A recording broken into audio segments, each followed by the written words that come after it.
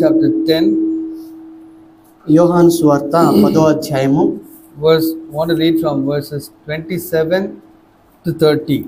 27వ వచనం నుంచి 30వ వచనం వరకు చదువుకుందాం. John 10, 27 to 30. యోహాను సువార్త 10వ అధ్యాయము 27 నుంచి 30వ వచనం. There is a My sheep hear my voice, and I know them, and they follow me. నా గొర్రెలు నా స్వరము వినును, నేను వాటిని ఎరుగుదును, అవి నన్ను వెంబడించును. And I give eternal life to them, and they will never perish, and no one will snatch them out of my hand. నేను వాటికి నిత్య జీవమునిచ్చుచున్నాను గనుక అవి ఎన్నటికి నశింపవు, ఎవడును వాటిని నా చేతిలో నుండి అపహరింపడు. My Father who has given them to me is greater than all, and no one is able to snatch them out of the Father's hand. వాటిని నాకిచ్చిన నా తండ్రి అందరికంటే గొప్పవాడు గనుక నా తండ్రి చేతిలో నుండి ఎవడును వాటిని అపహరింపలేడు. I and the Father are one. నేనును తండ్రియును ఏకమై ఉన్నామని వారితో చెప్పాను. So the Lord Jesus Christ is saying here, my sheep hear my voice, and I know them, and they follow me. యేసుక్రీస్తు ప్రభువారు ఇక్కడ ఏం చెప్తున్నారు అంటే, నా గొర్రెలు నా స్వరము వినును, నేను వాటిని ఎరుగుదును, అవి నన్ను వెంబడించును. So if we hear his voice and follow him or obey him, then the Lord will know us, and he will give us eternal life. ఒకవేళ మనము గనక ఆయన స్వరము విని వాటిని ఎరిగి వాటిని వెంబడించినట్లయితే ఆయన మనకు నిత్య జీవం అనుగ్రహించేవాడిగా ఉన్నాడు. So eternal life is not that I'm going to live forever. ఇదో నిత్య జీవం అంటే ఇంకా ఎప్పటికీ జీవితం అంతం లేకుండా జీవించడం కాదు. So even if the people who are going to hell, they are also going to live forever. ఎందుకనంటే నరకానికి వెళ్ళే వారికి కూడా వారికి నిత్య జీవం ఉంటుంది, ఎప్పటికీ నరకంలో ఉండిపోతారు. So what is this eternal life? కానీ యేసుక్రీస్తు ప్రభువారు ఇక్కడ చెప్పే నిత్య జీవం ఏమిటి? It is, the divine nature. అది దైవిక స్వభావం, దేవ స్వభావం. So however Jesus Christ would have behaved in a particular situation, I behave in that same way. ఏ పరిస్థితి అయినప్పటికీ కూడా యేసుక్రీస్తు ప్రభువారు ఆ పరిస్థితిలో ఏ విధంగా అయితే ఆయన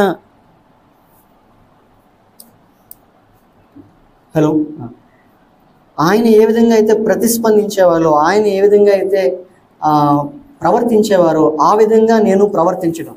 So if you will be the sheep of the Lord Jesus Christ, you will hear his voice, and if Jesus Christ will know you and you'll obey and follow, then he will help you to partake of that divine nature. ఒకవేళ మీరు గనక ఆయన గొర్రెలైతే మీరు ఆయన స్వరాన్ని వింటారు, మిమ్మల్ని ఆయన ఎరిగి ఉంటాడు, అప్పుడు మీరు ఆయన వెంబడిస్తారు. అప్పుడు మాత్రమే మీరు ఆ దైవిక స్వభావంలో మీరు పాలు పంచుకుంటారు. So and then you will never perish. మీరు ఎప్పటికీ కూడా నశింపరు. That means you will not be cut off from God forever in hell. దాని అర్థం ఏమిటంటే నరకంలో దేవునితో వేరు చేయబడి మీరు ఉండరు. And no one will snatch you from the hand of Jesus Christ. దాని అర్థం ఏమిటంటే ఎవడును ఆయన చేతిలో నుండి మిమ్మల్ని అపహరింపలేడు. Then he says in verse 29, my Father who has given them to me is greater than all, and no one is able to snatch them out of the Father's hand.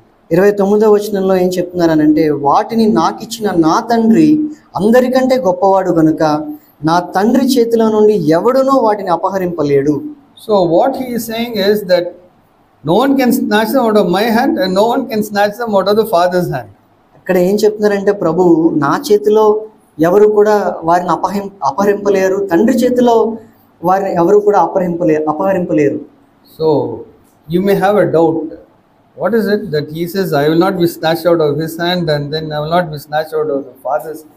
ఇప్పుడు మీకు ఒక ప్రశ్న, మీకు సందేహం రావచ్చు, ఏంటి యేసుక్రీస్తు వారు నా చేతిలో నుంచి వారు ఎవరిని అపహరింపలేరు అంటారు, తర్వాత తండ్రి చేతిలో ఎవరు అపహరింపబడలేరు అంటారు, దీని అర్థం ఏమిటి? So he tells verse 30. 30వ వచనంలో దానికి అర్థం చెప్తున్నాడు. I and the Father are one. నేనును తండ్రియును ఏకమై ఉన్నాము. So that is the security which Jesus Christ is giving to us. మరి ఇటువంటి భద్రత యేసుక్రీస్తు ప్రభువారు మనకు అనుగ్రహిస్తున్నారు.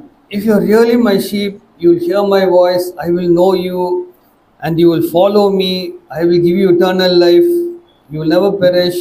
No one can snatch you out of my hand. మీరు గనక నిజంగా నా గొర్రెలై ఉన్నట్లయితే మీరు నా స్వరం వింటారు, నేను మిమ్మల్ని ఎరిగి ఉంటాను.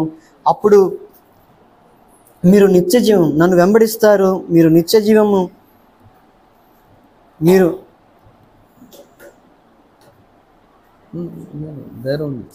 మీరు హలో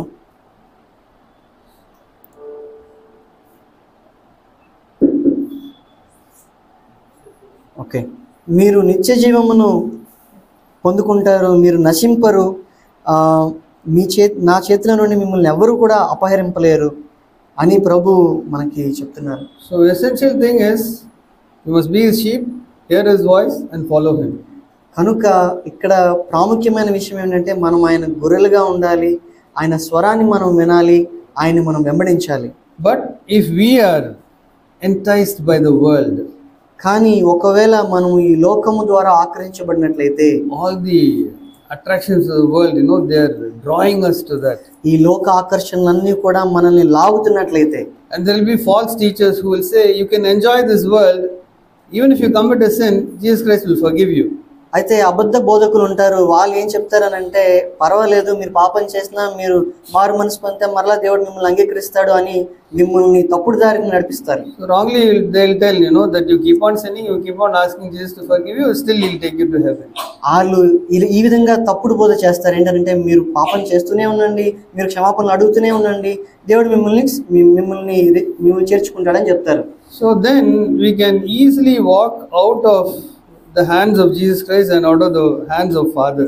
ఆ విధంగా మనము చాలా తేలిగ్గా యేసుక్రీస్తు వారి చేతుల్లో నుండి, తండ్రి చేతుల్లో నుండి మనము నడిచి బయటికి వెళ్ళిపోతాం. No one can snatch you out of the Father's hand or out of Jesus' hands. ఎవరు కూడా ఆయన చేతుల్లో నుండి మనల్ని అపహరింపలేరు. But you can go away from the Father, then you won't follow him, you won't listen to him. కానీ మీకు మీరే తీర్మానించుకొని మీరు ఆయన చేతుల్లో నుండి మీరు బయటికి నడిచిపోగలుగుతారు. మీరు ఆయన వెంబడించుకుని ఆయన మాట వినకుండా. You will not have eternal life, you will perish. మీకు నిత్య జీవం ఉండదు, మీరు నశించిపోతారు. So I want to ask each one of you, every one of you sitting here, can you say that you are a sheep of Jesus Christ who can hear him and follow him and obey him? నేను ఇక్కడ కూర్చుని ఉన్న మీ అందరినీ ఈ ప్రశ్న అడగాలనుకుంటున్నాను. నిజంగా మిమ్మల్ని మీరు ఆయన గొర్రెలుగా మీరు చూస్తున్నారా? మీరు ఆయన స్వరాన్ని విని ఆయన వెంబడించే స్థితిలో మీరు ఉన్నారా? My plea is that each one of you should be a sheep of Jesus Christ. నేను ఏం బ్రతిమాలుకుంటున్నానంటే మీలో ప్రతి ఒక్కరు కూడా ఆయన గొర్రెగా మీరు ఉండాలి అని నేను కోరుకుంటున్నాను. So can you picture in your mind a shepherd leading a sheep and the sheep keep hearing the voice of the shepherd and you follow him? ఈ దృశ్యాన్ని మీరు ఊహించగలుగుతున్నారా? ఒక కాపరి మందను గొర్రెలను నడిపించడం, ఆ గొర్రెలు ఆ కాపరి యొక్క స్వరాన్ని విని ఆయన్ని వెంబడించడం, ఇది మీరు ఆలోచించగలుగుతున్నారా? So I want to ask one more question. ఇంకొక ప్రశ్న నేను మిమ్మల్ని అడగాలనుకుంటున్నాను. Is Jesus Christ the only shepherd or are there good shepherds? యేసుక్రీస్తు మాత్రమే మీకు కాపరి అయి ఉన్నాడా, లేదా ఇతర కాపరులు ఎవరైనా మీ జీవితంలో ఉన్నారా? So please listen carefully. మరలా జాగ్రత్తగా ఆలకించండి. We read in John chapter 10 verse 1 and 2. యోహాను సువార్త 10వ అధ్యాయము 1-2లో మీరు చూసినట్లయితే, John 10, 1 and 2, it says, Truly, truly I say to you, he who does not enter by the door into the fold of the sheep, but climbs up some other way, he is a thief and robber. But he who enters by the door is a shepherd of the sheep. గొర్రెల దొడ్డిలో ద్వారమున ప్రవేశింపక వేరొక మార్గమున ఎక్కువాడు దొంగయు దోచుకునివాడునై ఉన్నాడు. ద్వారమున ప్రవేశించువాడు గొర్రెల కాపరి. In verse 2 it says, but he who enters by the door is a shepherd of the sheep. ఈ రెండవ వచనంలో చాలా స్పష్టంగా ఉంది, ద్వారమున ప్రవేశించువాడు ఈ గొర్రెల యొక్క కాపరి. So in English, it's not saying that the shepherd of the sheep. It says, it's a shepherd of the sheep. మరి ఇంగ్లీష్లో ఆ, గొర్రెలకు కాపరి. The shepherd. So it's that there is a distinction. There are many good shepherds, and Jesus Christ is the good shepherd. ఇందులో ఒక వ్యత్యాసం ఉంది. చాలా మంది మంచి కాపర్లు ఉన్నారు, అయితే యేసుక్రీస్తు మంచి కాపరై ఉన్నాడు. Actually, the sheep which become mature, they become the shepherds. వాస్తవానికి ఏంటంటే మనము గొర్రెలు ఎవరైతే మనము ఆత్మీయంగా వృద్ధి చెందుతామో వాళ్ళు కాపరులుగా మారుతారు. So in verse 1 it says, truly, truly I say to you, he who does not enter by the door into the fold of the sheep, but climbs up some other way, he is a thief and a robber. But he who enters by the door is a shepherd of the sheep.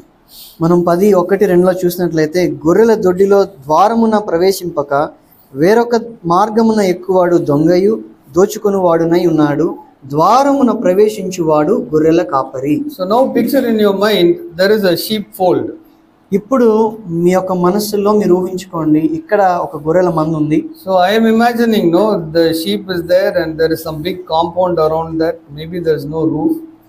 నేనే ఏ విధంగా ఊహించుకుంటున్నాను, ఇక్కడ గొర్రెల గుంపు ఉంది, మరి ఆ గొర్రెల చుట్టూ కూడా ఒక ప్రహరీ ఉంది. And there is a door. అయితే ఆ ప్రహరీ గోడ ఒకటి ఉంది. But there are some people who can climb some other way. అయితే కొంతమంది ఆ ప్రహరీ గోడ ఎక్కి వచ్చే వాళ్ళు కూడా ఉన్నారు. No, but you have to come through the door. కానీ మనం ఏ విధంగా ఉండాలని అంటే ఆ గోడ ఆ తలుపులో నుంచి రావాలి. Yeah, if you come some other way, then you are a thief and a robber. ఆ తలుపు ద్వారా కాకుండా వేరే విధంగా కనుక మీరు వచ్చినట్లయితే మనము దొంగగాను But if you come through the door, you are a good shepherd. కానీ ద్వారం గుండా కనుక మీరు ప్రవేశించినట్లయితే మీరు మంచి కాపరి. So I wanted to say, Jesus Christ is telling here that there is a difference between good shepherds and the hirelings or the bad shepherds. అయితే యేసుక్రీస్తు ప్రభువారు ఇక్కడ వ్యత్యాసాన్ని మనకు స్పష్టంగా చూపిస్తున్నారు. మంచి కాపర్లు అనే వాళ్ళు ఉన్నారు, జీతగాళ్ళు ఉన్నారు, మన యేసయ్య లాంటి మంచి కాపరి ఉన్నారు. Because in John 10:14, Jesus Christ says, I am the good shepherd, I know my own and my own know me. యోహాను సువార్త 10:14లో యేసుక్రీస్తు ప్రభువారు చెప్తారు, నేను గొర్రెల మంచి కాపరిని, తండ్రి నన్ను ఎలాగున ఎరుగునో, నేను తండ్రిని ఎలాగూ ఎరుగుదునో అలాగనే నేను నా గొర్రెలను ఎరుగుదును, నా గొర్రెలు నన్ను ఎరుగును.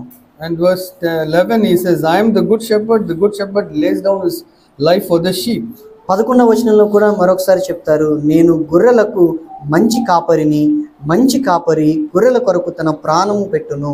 So where does this being the good shepherd and the other shepherds, where do they come into the sheepfold? ఇప్పుడు ఈ మంచి కాపరి అలాగే ఇతర విధమైన కాపరులు ఈ మందలో ఏ విధంగా మనకు కనిపిస్తున్నారు? If you look at 1 Peter 5:4, it will become clear for you. మరి 1 పేతురు 5:4లో మీరు చూసినట్లయితే ఈ విషయం మీకు స్పష్టమవుతుంది. 1 Peter 5:4 it says, and when the chief shepherd appears, you will receive the unfading crown of glory. ప్రధాన కాపరి ప్రత్యక్షమైనప్పుడు మీరు వాడబారని మహిమ కిరీటము పొందుదురు. So can you see that Jesus Christ, the good shepherd, is the chief shepherd and there are other good shepherds. ఈ మంచి కాపరి యేసుక్రీస్తు ప్రభువారు ప్రధాన కాపరిని మీరు చూడగలుగుతున్నారా? అలాగే ఇతరులైన మంచి కాపరులు కూడా ఉన్నారు. So when you look at Brother Zach and Brother Victor and Vincent, can you see that they are good shepherds? The chief shepherd is there, Jesus Christ. కనుక మీరు మన జాక్ బ్రదర్ని చూసినప్పుడు, విన్సెంట్ బ్రదర్, విక్టర్ బ్రదర్ని చూసినప్పుడు వారు ఒక మంచి కాపరిగా మీరు చూస్తున్నారా? యేసుక్రీస్తు ప్రభువారు మన ప్రధాన కాపరి అయి ఉన్నారు. But here he says, there are some people who climb some other way. అయితే కొంతమంది గోడ ఎక్కి వచ్చేవారు ఉన్నారని చెప్పేసి కూడా వాక్యం సెలవిస్తుంది. They are thieves and robbers. వాళ్ళు దొంగలు, దోచుకునేవారు. You read Jude verse 4. మనం గనుక యూదా 4వ వచనం మనం చూసినట్లయితే, Jude verse 4, it says, for certain persons have crept in unnoticed, those who were long beforehand marked out for this condemnation, ungodly persons who turn the grace of our God into licentiousness and deny our only Master and Lord Jesus Christ. యూదా 4వ వచనం, ఏలైనగా కొందరు రహస్యముగా జొరబడి ఉన్నారు, వారు భక్తిహీనులై మన దేవుని కృపను కామాతురత్వమునకును దుర్వినియోగపరచుచు మన అద్వితీయ నాథుడును ప్రభువైన యేసుక్రీస్తును విసర్జించుచున్నారు. ఈ తీర్పు పొందుటకు వారు పూర్వమందే సూచింపబడినవారు. So you finished? Yeah. So can you see the sheepfold? And there are some people who crept unnoticed. కనుక ఇప్పుడు ఈ గొర్రెల మందను మీరు చూడగలుగుతున్నారా? కొంతమంది ఇలా రహస్యంగా జొరబడిన వారు ఉన్నారు. Thieves and robbers. వారు దొంగలు, దోచుకునేవారు, hirelings. వాళ్ళు జీతగాళ్ళు. Can you, I mean, in this room there are people who know, oh, Marreddy was there, he crept in unnoticed, but it's a sheepfold that the Lord exposed. కనుక మీరు ఈ విధంగా చూడగలుగుతున్నారా? ఈ గొర్రెల మందలో ఒక మర్రెడ్డి లాంటి ఒక సహోదరుడు వచ్చి ఆయన చొరబడ్డాడని, అయితే దేవుడు యేసుక్రీస్తు ప్రభు వారు ఆయన్ని బయలుపరిచారు, అంత బట్టబయలు చేశారని. So you can see the sheepfold, people trying to creep in, and the Lord, the chief shepherd, he exposes those who are the good shepherds, those who are thieves and robbers.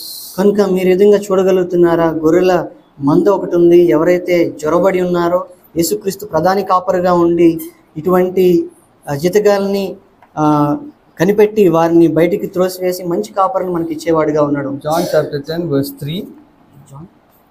యోహాను సువార్త 10వ అధ్యాయము 13. No, 3 verse 3. 10వ అధ్యాయము 3వ వచనము. To him the doorkeeper, see, okay, we'll read from verse 2.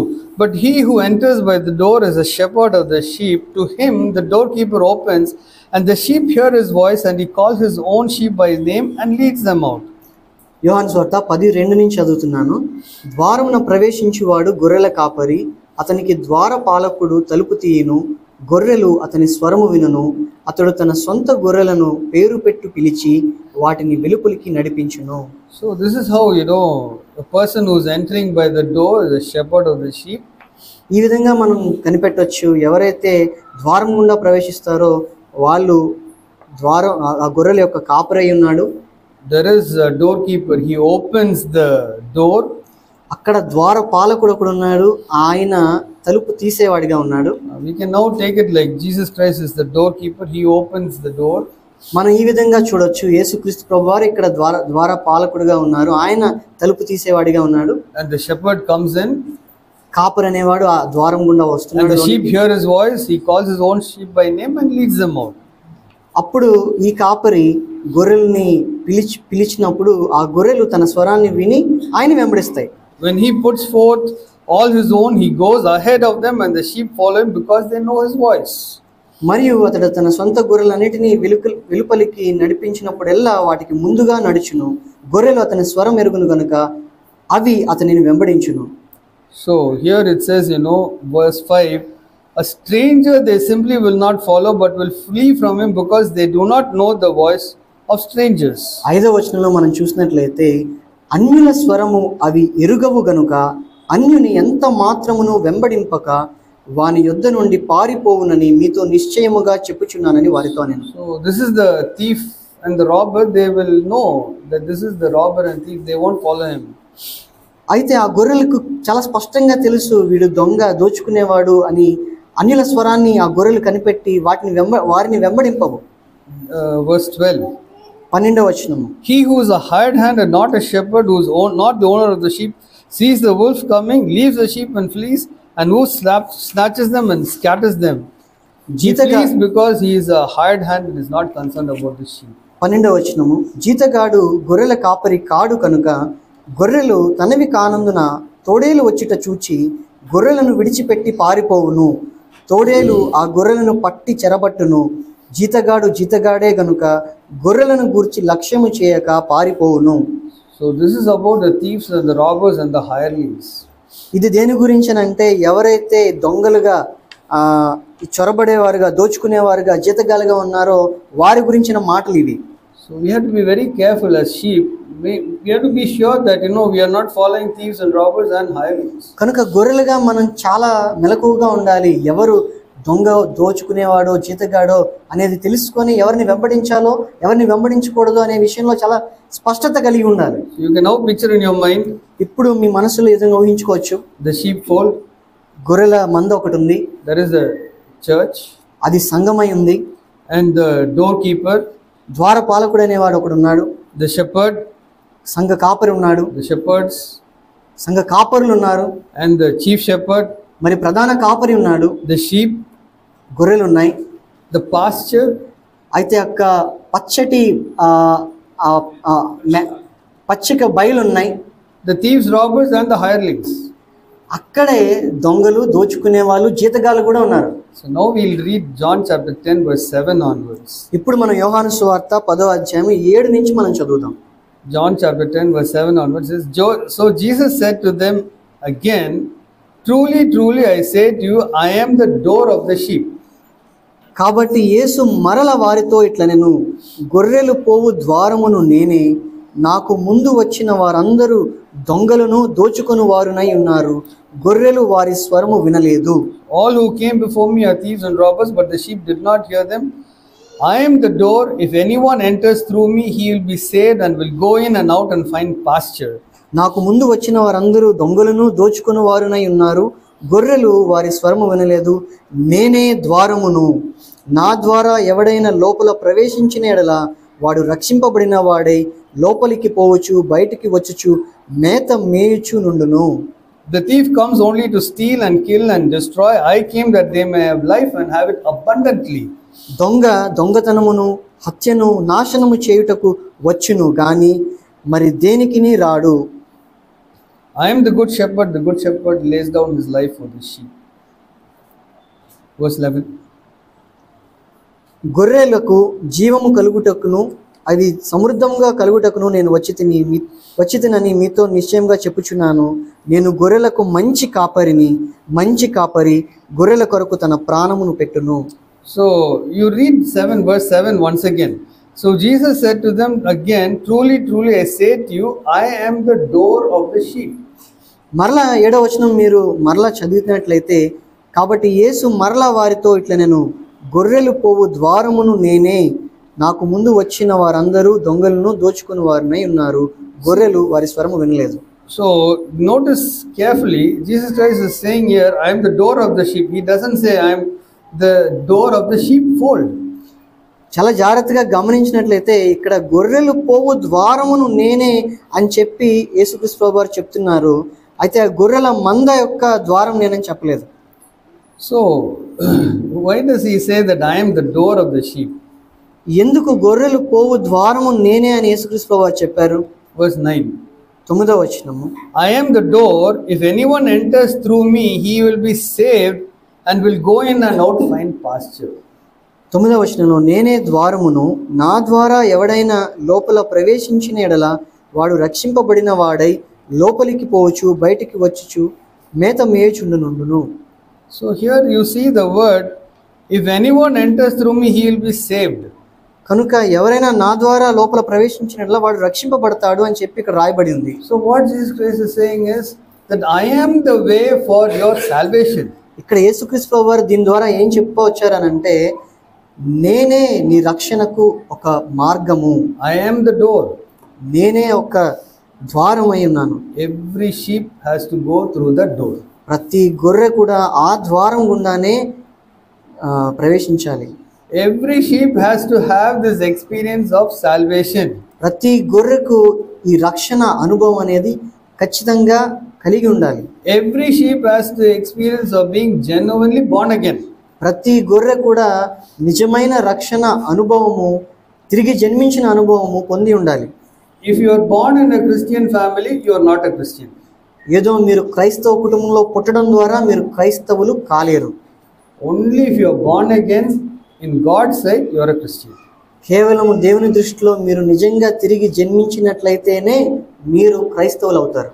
Yeah, because you can write religion Christian, but then God will look at you and say you are not a Christian. మీరేదో పత్రాల్లో అనేకమైన డాక్యుమెంట్స్లో Christian అని మీరు రాస్తారు, కానీ దేవుడు మిమ్మల్ని చూసి చెప్తాడు మీరు క్రైస్తవులు కారని. So this is the way, we have to have a direct attachment to the chief shepherd. ఈ విధంగా మనకు ప్రధాన కాపరితో ఒక నేరుగా ఉండే ఒక సన్నిహిత సంబంధం కలిగి ఉండాలి. And we also have shepherds. అదే సమయంలో మనకు అనేకమైన ఇతర కాపరులు, మంచి కాపరులు ఉన్నారు. Those who have come to know Jesus Christ as their Savior and Lord. ఎవరైతే యేసుక్రీస్తు ప్రభువారిని తన సొంత రక్షకుడుగా, తన సొంత రాజుగా అంగీకరించారో, and those who can follow him as the example, as an elder brother. మరి ఆయన ఒక అన్నగా ఆయన్ని ఎంచి ఆయన్ని వెంబడించే, ఆయన ఒక మాదిరిగా తీసుకొని వెంబడించేవారు. And because they have followed the Lord, they have become mature, they know the ways of the Lord. So the Lord says that you are also shepherds. మరి ఆయన్ని అలా దగ్గరగా వెంబడించడం బట్టి వారు ఆత్మీయంగా అభివృద్ధి చెంది వాళ్ళు కాపరిగా వాళ్ళు మారారు. But every sheep has to know the chief shepherd as the own shepherd. కానీ ప్రతి గొర్రె కూడా ఆ ప్రధాన కాపరిని తన సొంత కాపరిగా తెలుసుకునే అనుభవం కలిగి ఉండాలి. No sheep can tell that, my shepherd misled me, so I didn't follow you. ఏ గొర్రె కూడా ఇదిగో ఇక్కడున్న ఈ కాపరి నన్ను తప్పుదారి పట్టించాడు, అందువల్ల నేను దారి తప్పిపోయానని చెప్పడానికి వీల్లేదు. Every sheep has to know who is the thief and the robber. ప్రతి గొర్రె కూడా స్పష్టంగా తెలిసి ఉండాలి ఎవడు దొంగ, ఎవరు దోచుకునేవారని. Because in the sheepfold people can creep unnoticed. ఎందుకంటే ఈ గొర్రెల గుంపులో, ఈ మందలోనికి కొంతమంది అక్రమంగా జొరబడేవారు కూడా ఉంటారు. And they will not come and show that they are robbers and thieves. వాళ్ళు ఏదో దొంగలుగా దోచుకునేవారుగా తమను తాము చూపించుకోరు, కానీ they will also come and tell you like, it's okay, you can enjoy this little bit of this worldly pleasure, and then you can also follow the Lord. పర్వాలేదు, ఈ కొంచెం లోకం ఇచ్చే ఈ సుఖాన్ని మీరు అనుభవించవచ్చు, తర్వాత మీరు దేవుని కూడా వెంబడించవచ్చు, అదేం పర్వాలేదు అంటారు. So you have to know Jesus Christ as your shepherd. కనుక మనం స్పష్టంగా తెలుసుకొని ఉండాలి యేసుక్రీస్తుని మన యొక్క ప్రధాన కాపరిగా. And then you will know the shepherds whom God has appointed for you. ఆ తర్వాత ప్రభు మన కొరకు ఏర్పాటు చేసిన కాపరులను కూడా మనం గుర్తించగలుగుతాం. The Lord also knows the sheepfold. He knows this is my sheep. He'll also take care. అప్పుడు ఆయన కూడా ఇది నా మంద అని చెప్పి ఆయన దాని యొక్క సంరక్షణ అంతా చూసుకుంటాడు. So a person who is born again, కనుక ఏ వ్యక్తి అయితే తిరిగి జన్మిస్తాడో, born again because of the Holy Spirit working in us, పరిశుద్ధాత్మ మనలో క్రియ చేయడం ద్వారా తిరిగి జన్మించాము, and because the word of God is working in us, దేవుని యొక్క వాక్యం మనలో పనిచేసిన దాన్ని బట్టి we'll know what is repentance, how we are turning away from the world and turning towards God.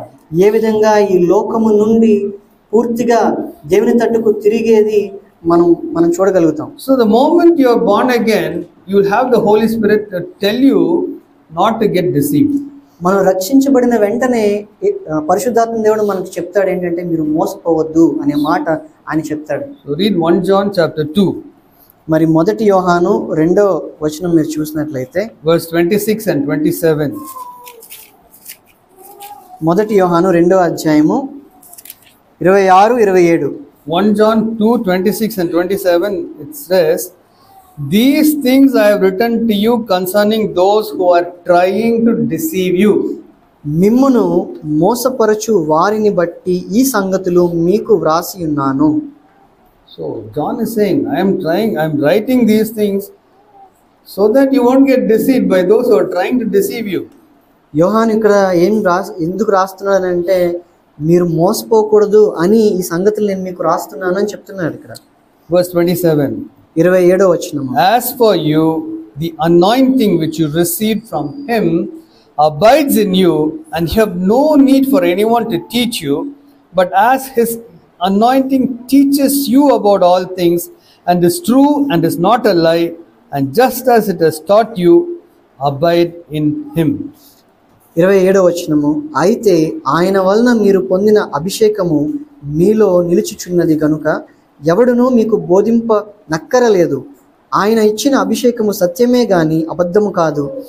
అది అన్నిటిని గూర్చి మీకు బోధించుచున్న ప్రకారముగాను ఆయన మీకు బోధించిన ప్రకారముగాను ఆయనలో మీరు నిలుచుచున్నారు. So let us read this verse slowly. మరలా మెల్లగా ఈ వచనాన్ని మనం చదువుదాం. As for you, the anointing which you received from him abides in you. ఆయన ఇచ్చిన అయితే ఆయన వలన మీరు పొందిన అభిషేకము మీలో నిలుచుచున్నది గనుక ఎవడునూ మీకు బోధింపనక్కరలేదు. It means that the Holy Spirit who received is living inside you. దాని అర్థం ఏంటంటే పరిశుద్ధాత్మ దేవుడు ఎవరైతే మనలోనికి వచ్చి నివాసం చేస్తున్నారో, and you have no need for anyone to teach you. ఎవరు కూడా మనకు బోధించాల్సిన అవసరం లేదు. So when someone is trying to deceive you, no one needs to come and teach you. అయితే ఎవరైనా వచ్చి మిమ్మల్ని మోసపరిచే పరిస్థితి ఉన్నప్పుడు ఎవరో మీకు బోధించాల్సిన అవసరమే లేదు. But as his anointing teaches you about all things, ఆయన ఇచ్చిన అభిషేకము అది అన్నిటిని గురించి మీకు బోధించుచున్న ప్రకారముగాను, the anointing we have received, no, he will teach us in our spirit, in our, no, you will know that what this person is saying is not right. మరి ఆయన ఇచ్చిన అభిషేకము మన అన్నిటిని గురించి మనకి బోధన చేస్తుందంట. ఈ వ్యక్తి ఏదైతే మాట్లాడుతున్నాడో ఇది దేవునికి సంబంధమైనదా కాదా అనే దాని గురించి. The anointing is true and is not a lie. ఆయన ఇచ్చిన అభిషేకము సత్యమే గాని అబద్ధము కాదు. And just as the Holy Spirit teaches you, you abide in him. That means you live inside the Holy Spirit. ఆయన మీకు బోధించిన ప్రకారముగాను ఆయనలో మీరు నిలుచుచున్నారు. So can you now see the sheepfold, the door, the shepherds, the sheep, the hirelings, thieves? Can you see how they all work? కనుక ఇప్పుడు మీరు ఈ మంద, ఆ ద్వారము, ద్వారపాలకుడు, అక్కడ దొంగలు, దోచుకునే వాళ్ళు, వీటన్నిటినీ మీరు ఇప్పుడు మీకు స్పష్టత వస్తుందా వీటి గురించి? I really believe that Nellore is a very blessed church. నేను నమ్మేది ఏంటంటే నెల్లూరు నిజంగా ఆశీర్వదించబడిన సంఘము. You have experienced really this in your practical life. మీరు మీ సహజ జీవితంలో ఇవన్నీ కూడా మీరు అనుభవించి ఉన్నారు. How the Lord brought you together, ఏ విధంగా అయితే దేవుడు మిమ్మల్ని అందరినీ మరి కలిసి తీసుకొని వచ్చాడో. and you had a thief, a robber, and a hireling trying to grab you. ఏ విధంగా అయితే దొంగ, దోచుకునేవాడు, జీతగాడు మిమ్మల్ని పట్టుకోవడానికి ప్రయత్నించాడో. And how you had the good shepherds leading you. ఏ విధంగా అయితే మంచి కాపరులు వచ్చి మిమ్మల్ని నడిపిస్తున్నారో. I really pray that you will be the sheep who can hear his voice and be attached to him. నేను నిజంగా దేవునికి ఈ విధంగా ప్రార్థిస్తున్నాను, నిజంగా తన స్వరాన్ని వినే మంచి గొర్రెలుగా మీరు ఉండాలి అని. So what I wanted to tell today is that this is a sheepfold which Jesus Christ is building. నేను మీకేం చెప్పాలనుకుంటున్నాను ఈ రోజు అంటే నిజంగా యేసుక్రీస్తు కాచే ఈ గొర్రెల మంద ఇది ఎదుగుతూ ఉంది. The most important thing about the church is that he is a very gentle shepherd. చాలా ముఖ్యమైన విషయం సంఘం గురించిన విషయం ఏమిటి అంటే మరి యేసుక్రీస్తు వారు చాలా సాత్వికము కలిగిన ఒక కాపరి. And he is a very compassionate person. మరి ఎంతో ఆయన కనికరము, దయతో నిండిన వ్యక్తి. So I wanted to read Matthew chapter 9 verse 36, 37 and 38. మత్తయి సువార్త 9వ అధ్యాయము 36, 37, 38. Matthew chapter 9 verse 36 to 30. Seeing the people, he felt compassion for them because they were distressed and dispirited like sheep without a shepherd. మత్తయి సువార్త 9వ అధ్యాయము 36 నుంచి. ఆయన సమూహములను చూచి వారు కాపరి లేని గొర్రెల వలె విసికి చెదరి ఉన్నందున వారి మీద కనికరపడి. So Jesus Christ was healing so many sick people and casting out demons and all that. మరి అక్కడ అనేకమైన రోగులను ఆయన స్వస్థపరిచి అనేకమైన దయ్యమును పట్టిన వారిని ఆయన విడిపించి అనేక కార్యాలు చేస్తున్నాడు అక్కడ. And he was looking at them, he felt compassion for them because they were distressed and dispirited like sheep without a shepherd. మరి ఆ సమూహంలో ఆయన చూసినప్పుడు ఆయన వారి మీద ఎంతో కనికరపడ్డాడు. ఎందుకనంటే వారు కాపరి లేని గొర్రెల వలె విసికి చెదిరి ఉన్నారు అని చెప్పేసి. Then he said to his disciples, the harvest is plentiful but the workers are few. Therefore beseech the Lord of the harvest to send out workers into his harvest. ఆ తరువాత ఆయన చెప్తున్నాడు, కోత విస్తారమే గాని పనివారు కొద్దిగా ఉన్నారు కనుక తన కోతకు పనివారిని పంపుమని కోత యజమానుని వేడుకొనుడని ఆయన తన శిష్యులతో చెప్పాను. So normally people quote this verse 37 and 38, harvest is plenty. North India there are so many people, we don't have people to go and preach the gospel. Resign your job and go and preach the gospel. కానీ చాలా మంది బయట క్రైస్తవ్యంలో ఈ 37వ వచనం 38వ వచనాన్ని ఏ విధంగా వాళ్ళు బోధిస్తారని అంటే, ఇదిగో ఉత్తర భారతదేశంలో ఎంతో అవసరం ఉంది, మీరు దేవుని కొరకు మీరు ఒక తీర్మానం తీసుకొని మీరు అక్కడికి వెళ్ళి సువార్తను ప్రకటించాలి అని చెప్పి ప్రేరేపిస్తూ ఉంటారు. When the Lord Jesus Christ was telling to pray for the Lord of the house to send out harvest, it was not harvesters but it was shepherds. కనుక యేసుక్రీస్తు వారు ఈ 38వ వచనంలో తన కోతకు పనివారిని పంపమని ప్రార్థన చేయమని చెప్పినప్పుడు ఆయన ఏం చెప్తున్నాడనంటే కాపరులను పంపమని వేడుకోమని చెప్తున్నాడు. So from John chapter 10 verses 1 to 30, ఇప్పుడు యోహాను సువార్త 10వ అధ్యాయము 1 నుంచి 30 వరకు we could see the sheepfold, మనము ఆ మందను మనం చూడగలుగుతాం. the door, ద్వారమును చూడగలుగుతాం. doorkeeper, ఆ ద్వార పాలకుడిని మనం చూడగలుగుతాం. chief shepherd, ప్రధాన కాపరిని మనం చూడగలుగుతాం. shepherds, అక్కడ కాపరులను మనం చూడగలుగుతాం. గొర్రెలు మనం చూడగలుగుతాం. thieves and robbers and hirelings. దొంగలు, దోచుకునే వాళ్ళు, జీతగాళ్ళను మనం చూడగలుగుతాం. We could see the importance of salvation experience మరి రక్షణ అనుభవం యొక్క ముఖ్యత్వాన్ని మనం చూడగలుగుతాం. and being born again, తిరిగి జన్మించడం గురించి మనం చూడగలుగుతాం. receiving the anointing to sense the voice of the deceivers, మరి ఈ యొక్క వంచకుల యొక్క స్వరాన్ని మనం కనిపెట్టేదానికి అభిషేకం యొక్క ముఖ్యత్వాన్ని మనం చూడగలుగుతాం. abiding in the Lord, దేవునిలో నిలిచి ఉండడం గురించి మనం being చూడగలుగుతాం. obedient to the voice of the shepherd, మరి కాపరి యొక్క స్వరానికి లోబడి ఉండడం మనం చూడగలుగుతాం. and finding the pasture, the nourishment. మరి పచ్చిక బయలు ద్వారా మనము మరి జీవం పొందుకునేలాగా అటువంటి పరిస్థితి మనం చూడగలుగుతాం. Lord will give abundant life, మరి సమృద్ధి జీవాన్ని ఆయన ఇచ్చేవాడిగా ఉండడం మనం చూడగలుగుతాం. abundant pastures and rivers of living water. సమృద్ధి అయిన పచ్చిక బయళ్ళు, మరి నదులు ప్రవహించేటువంటి ఆ పరిస్థితి. What is important? To be good sheep and good shepherds. ముఖ్యమైన విషయం ఏంటంటే మనకి మంచి గొర్రెలు కావాలి, మంచి కాపరులు కావాలి. I wanted to show one more passage about how tender the shepherd is. ఇంకొక వాక్య భాగాన్ని మీకు చూపించాలని ఆశపడుతున్నాను. మరి ఈ యొక్క కాపరి ఎంత మృదువుగా ఉంటాడు, ఎంత మృదు స్వభావాన్ని మీకు చూపించాలని ఆశపడుతున్నాను.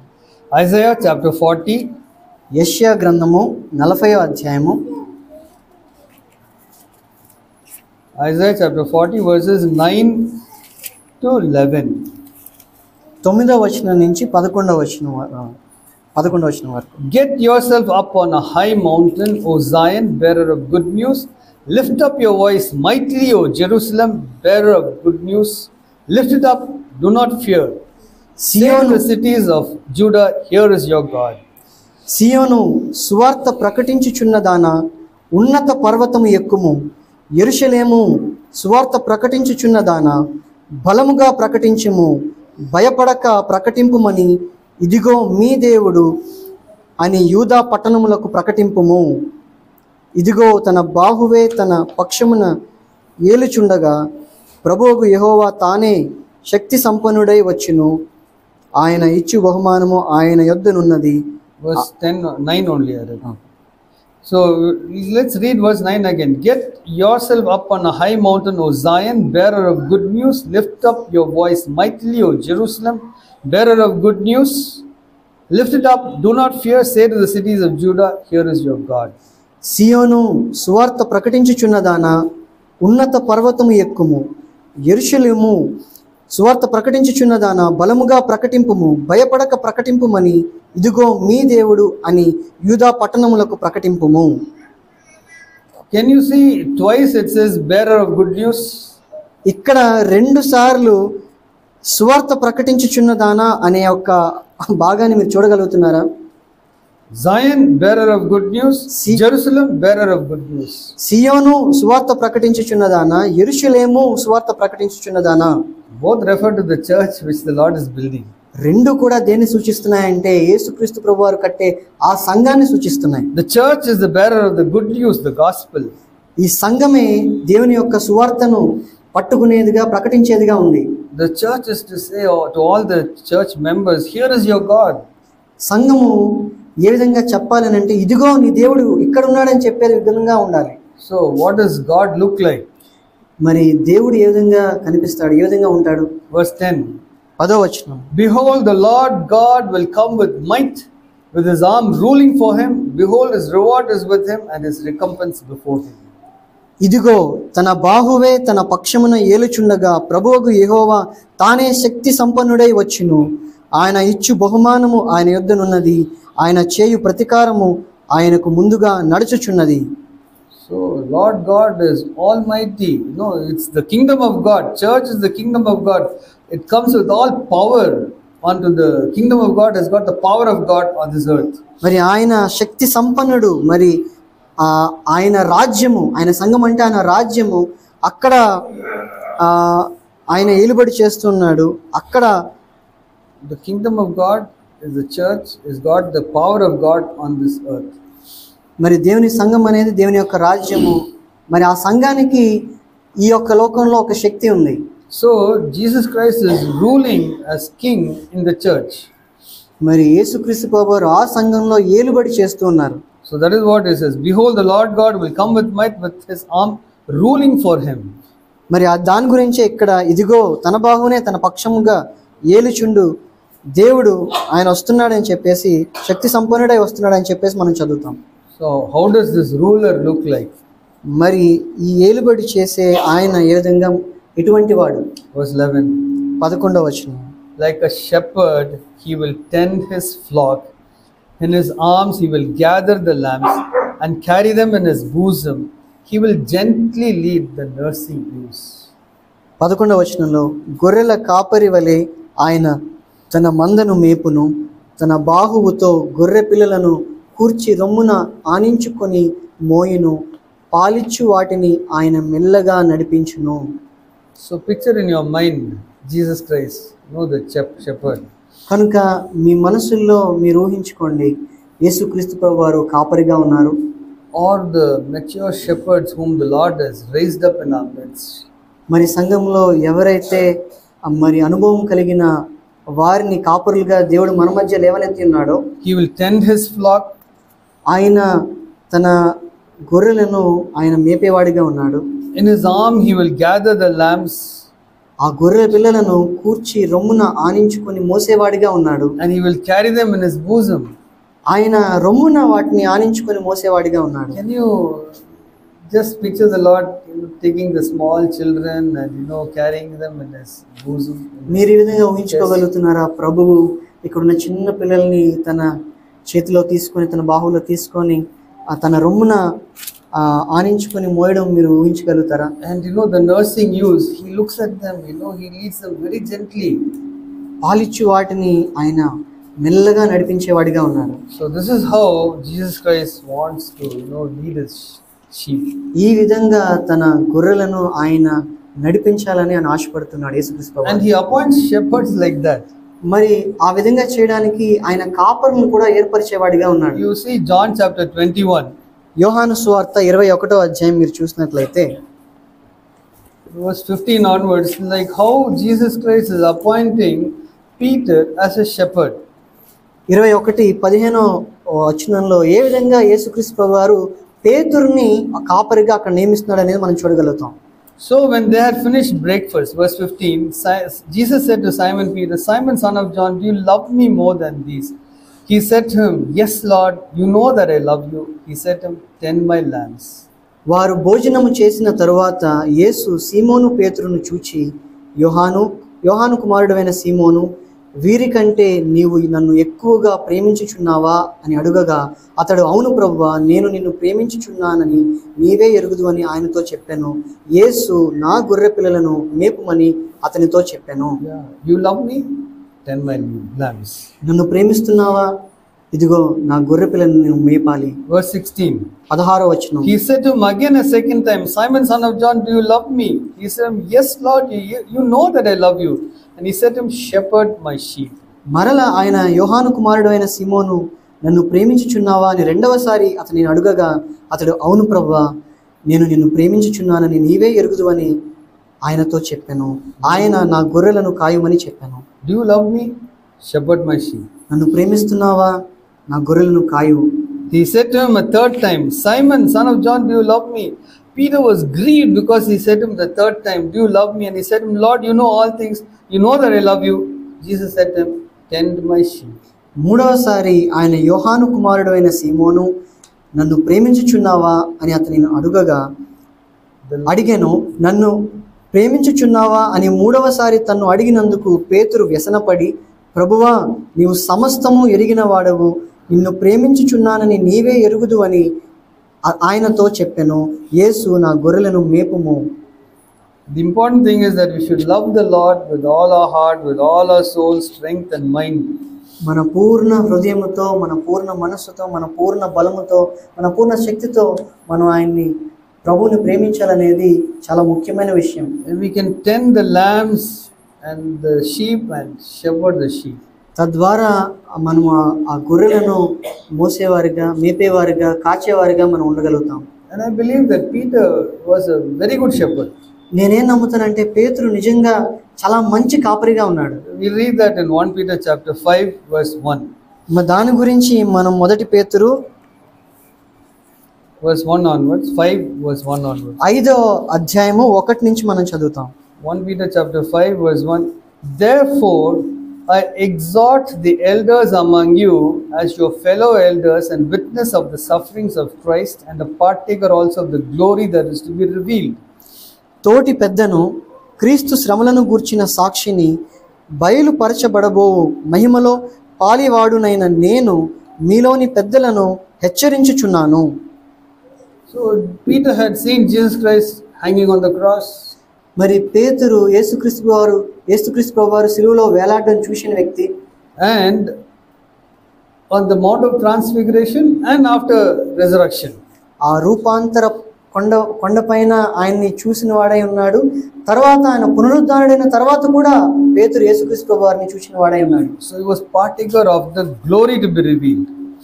అయితే ఆ మహిమలో బయలుపరచబడబో మహిమలో పాలివాడై మనం ఉండాలని ఆయన కోరుకున్నాడు. So Peter is saying, I have seen the sufferings of the Lord, I have seen the glory of the Lord. I want to exhort you, my elders, your fellow elders, my fellow elders. తోటి పెద్దలైన మిమ్మల్ని నేను హెచ్చరించాలనుకుంటున్నాను. నేను క్రీస్తు శ్రమలను గురించి నేను శ్రమలు చూశాను. ఆయన మహిమలో పాలివాడస్తున్న అయ్యాను. నేను మీలోని పెద్దలను నేను హెచ్చరిస్తున్నాను. So Peter did not raise himself above the other elders. పేతురు ఏదో తోటి పెద్దలకు పైన తాను లేపి తను చూపించుకోలేదు, లేదా ఆ విధంగా ప్రవర్తించలేదు. So he had the same heart like what Jesus Christ said, like washing the disciples' feet. He was saying, I am a fellow elder and I've seen the sufferings of the Lord. పేతురు ఇతర పెద్దల పైన తాను హెచ్చించుకోలేదు, కానీ పేతురు శిష్యులు పాదాలు కడిగిన యేసుక్రీస్తు ప్రభు వారిని చూచిన వాడు. ఆయన కూడా అదే విధంగా నేను ఉండాలి అని ఆయన తెలిసినవాడు. So he is exhorting them. అటువంటి మనసు కలవాడే ఆయన హెచ్చరిస్తున్నాడు ఇక్కడ. Verse 1. Therefore I exalt the elders among you. కనుక మీలోని పెద్దలను నేను హెచ్చరిస్తున్నాను. Verse 2. Shepherd the flock of God among you, exercising oversight not under compulsion, but voluntarily according to the will of God, and not for sordid gain, but with eagerness, nor yet as lording it over those allotted to your charge, but proving to be examples of the flock. బలిమి చేత కాక దేవుని చిత్త ప్రకారము ఇష్టపూర్వకముగాను దుర్లాభాపేక్షతో కాక సిద్ధ మనస్సుతోనూ మీ మధ్యనున్న దేవుని మందను పై విచారణ చేయుచు దానిని కాయుడి. So from verses 2 and 3, can you see the heart of a compassion, a tenderness? మీరు ఈ 2వ వచనం 3వ వచనంలో మీకు అప్పగింపబడిన వారిపైన ప్రభువులైనట్టుండక మందకు మాదిరులుగా ఉండుడి. కనుక shepherd the flock of God among you, exercising oversight not under compulsion, but voluntarily according to the will of God, not for sordid gain, but with eagerness, nor yet as lording it over those allotted to your charge, but proving to be examples of the flock. బలిమి చేత కాక దేవుని చిత్త ప్రకారము ఇష్టపూర్వకంగాను దుర్లాభాపేక్షతో కాక సిద్ధ మనస్సుతోనూ మీ మధ్యనున్న దేవుని మందను పై విచారణ చేయుచు దానిని కాయుడి. మీకు అప్పగింపబడిన వారిపైన ప్రభువులైనట్టుండక మందకు మాదిరులుగా ఉండుడి. Please read this very, very carefully. కాబట్టి ఈ వచనాలు చాలా చాలా జాగ్రత్తగా మీరు చదవండి. This is how every shepherd should behave with the flock. ప్రతి కాపరి మంద పక్షంగా ఈ విధంగా వ్యవహరించాలి. I believe that this is how every husband should be towards his wife and his children. నేను ప్రతి భర్త కూడా తన భార్య విషయంలో తన పిల్లల విషయంలో ఈ విధంగా వ్యవహరించాలని నేను Every wife should be towards her children. ప్రతి భార్య తన బిడ్డల పక్షంగా ఈ విధంగా వ్యవహరించాలి. Every person with responsibility in the church, this is the how to deal with every member in the church. మరి సంఘంలో బాధ్యత కలిగిన ప్రతి వ్యక్తి ఈ విధంగా వ్యవహరించాలి సంఘ సభ్యుల పట్ల. So you can ask, if you're so gentle, when there are problems in the church, how will you solve it? మీరు అంత మృదువుగా వ్యవహరించినట్లయితే సంఘంలో ఏదైనా సమస్య వస్తే అప్పుడు మీరు ఏం చేస్తారు? You've seen how the problem was solved. మనం చూద్దాం ఏ విధంగా సమస్యను మనం పరిష్కరించాలని. Was anyone, harsh? ఎవరైనా కఠినంగా ఉన్నారా? The Lord gives his authority. దేవుడు తన అధికారాన్ని మనకి ఇచ్చేవాడిగా ఉన్నాడు. He will, give the authority to set right every problem. ప్రతి సమస్యను పరిష్కరించేదానికి దేవుడు మనకు అధికారాన్ని ఇచ్చేవాడిగా ఉన్నాడు. And bring that discipline and order. మరి సంఘంలో ఆ యొక్క క్రమశిక్షణ ఆ పద్ధతి అనేది తీసుకొచ్చేదానికి దేవుడు సహాయం చేస్తాడు. What is required of us? మనకు కావాల్సింది ఏమిటి అని అంటే we should be genuinely born again. మనము నిజంగా తిరిగి జన్మించిన అనుభవం కలిగి ఉండాలి. Filled with the Holy Spirit. పరిశుద్ధాత్మతో నింపబడిన అనుభవం కలిగి ఉండాలి. Listening to his voice. దేవుని యొక్క స్వరాన్ని వినే పరిస్థితి కలిగి ఉండాలి. Following him. ఆయన్ని వెంబడించే వారిగా మనం ఉండాలి. May the Lord build such a sheepfold here and have sheep who will hear his voice and follow him. మరి అటువంటి యొక్క మందను ప్రభు ఇక్కడ కట్టును గాక, అటువంటి మంద ఆయన స్వరాన్ని విని ఆయన వెంబడించును గాక. May the Lord raise up shepherds who can tenderly take care of the sheep. మరి ప్రభువే ఇక్కడ కాపర్ను లేవనెత్తును గాక, వారు ఎంతో ఓర్పుతో వారు ఎంతో మెల్లగా మందను ఈ విధంగా మాదిరిగా కాసేవారుగా ఉంటారు. May the Lord give abundant life to each and every member of this church, where livers of water, living water will be flowing out from each one of us. మరి ప్రభువు తానే ఇక్కడున్న ప్రతి సభ్యునికి ఆయన సమృద్ధి జీవం అనుగ్రహించి మరి వారి జీవితంలో జీవజల నదులు ప్రవహించే స్థితికి ఆయన తీసుకొచ్చును గాక. We want to be bold witnesses for the Lord. మరి దేవుని కొరకు మనం ఎంతో ధైర్యం కలిగిన సాక్షులుగా ఉండాలి. Unashamed of him in our home. ఏ విధంగా కూడా మనము ఆయన నామాన్ని ధరించిన దాన్ని బట్టి మనం సిగ్గుపడకూడదు. Not ashamed of him among our relatives. మన బంధువుల మధ్య కానీ సిగ్గుపడని వారుగా ఉండాలి. Not ashamed of him in our place of work. మరి మనం పనిచేసే చోట్ల కూడా ఆయన కొరకు మనం సిగ్గుపడని వారుగా మనం ఉండాలి. Not ashamed of him in our neighborhood. మనం ఇరుగు పొరుగు వారి దగ్గర కూడా మనం ఆయన గురించి ఏమాత్రం కూడా సిగ్గుపడని వారుగా మనం ఉండాలి. May the Lord build such a church among us. అటువంటి సంఘాన్ని మన మధ్య దేవుడు కట్టును గాక. Amen. ఆమేన్.